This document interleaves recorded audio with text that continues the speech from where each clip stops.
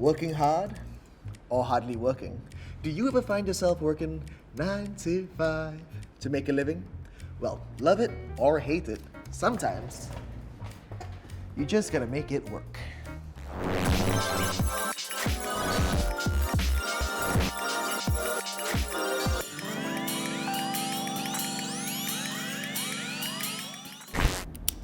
Let me run some numbers by you. In September 2024, the average number of employed persons in Singapore reached an all-time high of 4,036,200. Clearly, our business is booming, and our diversity is still continuously evolving. But that's not the only thing about work that has evolved. In a Randstad survey, 49% of respondents said they would leave a job that requires them to spend more time in the office. The 9 to 5 career. How are we keeping the linear, traditional career option alive? Coming in today to get down to business with me are our panel of experts. Hi! Joining us for today's discussion are Dr. Laurel Teo, Ms. Simone Heng, and Mr. Tan Kok Guan. Dr. Teo is a Senior Research Fellow at the Institute of Policy Studies, National University of Singapore. She studies how people think, feel, and behave in organizational settings. At IPS, she leads research projects on the impact of AI on the workforce, the future of work, and how workers can be future-ready. Simone Heng is a human connection specialist and the award-winning author of Let's Talk About Loneliness. She has a degree in communications and cultural studies from Curtin University of Technology, and it's her life mission to connect people in a world that's thirsty for connection. Kok Guan started his career in engineering but has been a career coach for the last 6 years after working for more than 10 years in recruitment. He started Broccolize to bring coaching to mid-career professionals and young working adults. Welcome everybody, welcome. We have a lot to talk about today, but first of all, what is a 9 to 5 career? I think the traditional 9 to 5 career started off as the predictable demarcation of work and personal life. The term 9 to 5 refers to a certain concept that work needs to start at a certain time and end at a certain time, and that practically most of the world follows by that rule. No discussion is complete without first hearing what you have to say on the matter. Every thought counts, so let's check it out. They see the showing up in office and showing face as an important part of work, like to differentiate your personal life and work. It means you show up in the office, you are working.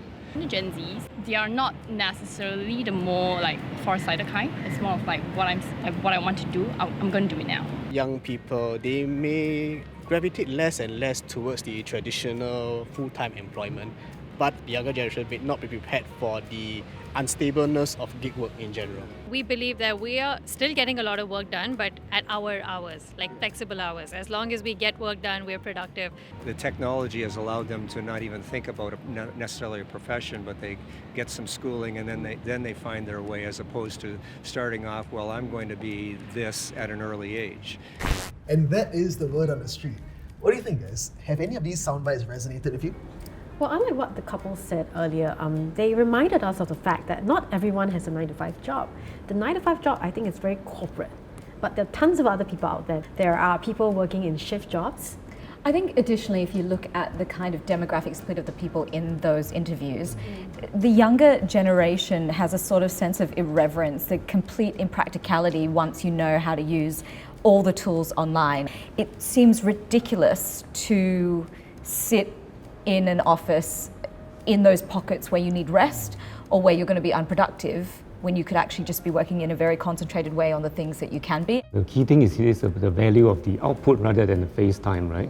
I think in my kind of era, this face time thing is still pretty much a kind of an important factor.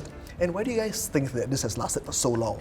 The 9 to 5 work week was actually popularized by Henry Ford, the Ford Motor Company, but it was 1926, it was almost 100 years ago.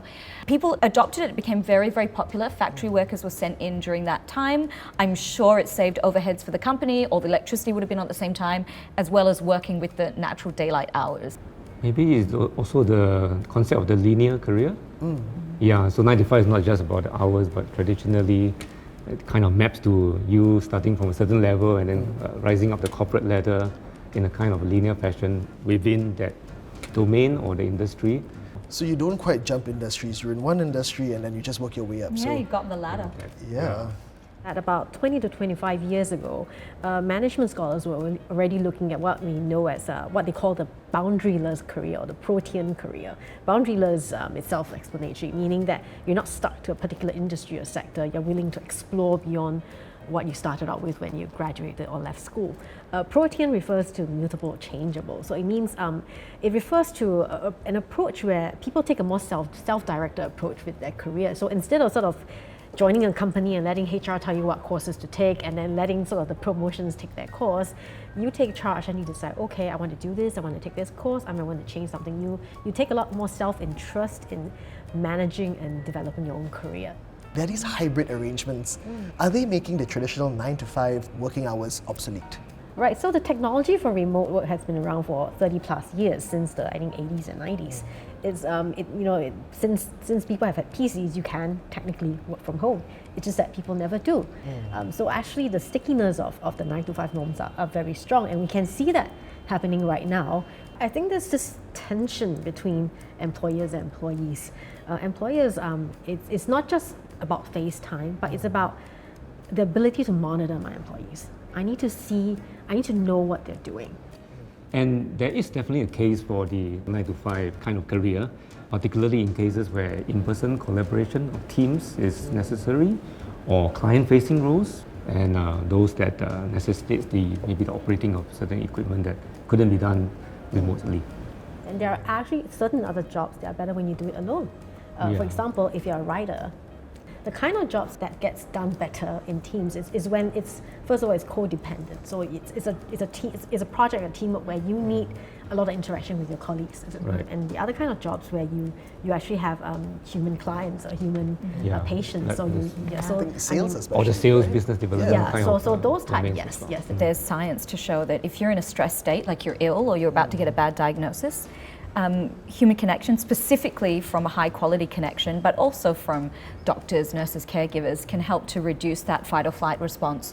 So there's calming benefits to having good rapport and connection with your workmates when you've got a project that is tanking, but you feel connected and you work together. Gig work, freelancing, part-time work, do you guys think it's more liberating and empowering, or more precarious and even alienating? I think stats have shown that gig work or temp work, that kind of thing, have been on the rise in recent years. I think I see two groups of people, right, two segments. One is probably the one in more advanced stage of career, and they want to switch out to a less stressful mode of a corporate life, and therefore I have friends who do that. So myself included, right? So they take up things like associate lecturer roles, tutoring roles. Even one or two of them is doing Grab as well, in conjunction with a few other things. Yeah, so that in that way there's more control over time, more flexibility, and you call your own shots, so to speak. Yeah. And then the other segment of people that I see, the young, right, the Gen Zs coming out from university, they may work for a little while, and then they transit into gig work to find themselves, so to speak, to try put their feet onto many other things, to try out those different kind of domains, and finally seek a bit more clarity before they move on to the next stage. After the pandemic, we saw a mass amount of people having like a personal existential crisis about why I'm on this planet and I'm doing a job for the man, that's purposelessness. And so a lot of people quit. And a lot of people also, top talent from Gen Z, for example, companies have to do a lot more to attract them because they can use all these online tools, they can work in the gig economy easily. So I think these are some of the factors that have led people to want to be freelancers or entrepreneurs. I'm a big fan of Jack Ma's famous quote when he talks about, in your 20s, work for other people, learn the systems, learn the processes, learn what they weren't doing well, and then in your 30s go out and start something on your own. I'm really glad I did at 35 because then you have all the autonomy you dreamed of, but you just got to make it through that period. Yeah. On that note, what are some of the risks about choosing this sort of working arrangement, this sort of career mode? I think one would definitely be the unpredictable income. So from month to month, when you're in a corporate job, you can kind of predict, right, it's stable income, but when you're on your own in the gig economy, it depends on how many projects you can bring in, which may vary and could be seasonal as well. So you need to plan a lot better. Yeah, you need to plan a lot better. Yeah. There's also another group where they have no choice. They do it because it's hard for them to get a job, a regular job, and this is the best alternative that pays them a decent salary. I mean, we have lots of platform workers out there. Some of them would rather prefer having a job that gives them medical coverage and CPF and pension and all that. And I think the health thing is huge. Like, I definitely think as I get older, so having something more stable that provides healthcare and you can take sick days and stuff. Gig economy, unfortunately, you've got to show up. You don't have that. Yeah. Yeah. You can't like take an MC and still get paid. Right? Exactly. Yeah, you have to go and deliver what you Yeah. Do you guys realize, or do you guys agree that the younger generation seems to sort of celebrate being an entrepreneur, starting your own business? Do you see that as a shift in the younger generation? Yeah, so when I was coaching in the university, I meet all the youngsters, right, the undergrads. Quite a number of them doing a bit of a side hustle and even started their own thing, like making their own handicraft and selling them through Instagram, or even kind of a date ideas kind of app where give people ideas on where to go and etc. etc. Why do you think there has been this increase though? Maybe for one thing is pursuing interest or passion, that they kind of something caught on to them and they want to see whether it could work out. They probably have more backing in today's context than in previous times as well. If you look at Bill Gates, he started his first business with his with one of his childhood friends at age 17, and that was in the 70s, early 70s, and it wasn't until the mid 80s that Microsoft really hit big time. So even though he was still in his 20s or early 30s, it was actually a good 13, 15 years it took before they hit it big. I think it's to do with role modeling. I think we went from a culture in the 2000s when I was a teen where people wanted to be famous and be on reality shows and earn money that way. And now they have different idols like the creator of WeChat and Mark Zuckerberg and all these people. And so I think the role modeling just changed. Is this the younger generation just being lazy, wanting to get ahead quickly without putting in the work? Or is this just their way of expressing their ambition? I think they want their direction of career to be unbounded by the linearity of careers. Yeah. I think some of them also looking at the financial returns. The FIRE movement, right? Oh, yes. Financial independence and retire early. So they may see that as one way. Recently, Straits Times ran an article on that. Achieve 1 million by a certain age, the youngsters. So many of them, you will see that they have startups, plus some hustles, in a bid to reach that goal quickly. So I'm sure we all can't wait to leave the office at the end of the day, but if there's one piece of advice that you can give employers and employees navigating the future of work, what would it be? Laurel? Well, employers, trust your employees more, and employees have the courage to try something new. Yeah, don't be afraid. I think there's never been a more exciting time to be a young person choosing your options in Singapore. Just within all of the shiny things being thrown your way, remember to stay connected to your friends, loved ones, colleagues, because at the end of the day, we're here on this planet for human connection. Yeah, with all the many possibilities in today's world, I think employers, employees have different choices, options to do.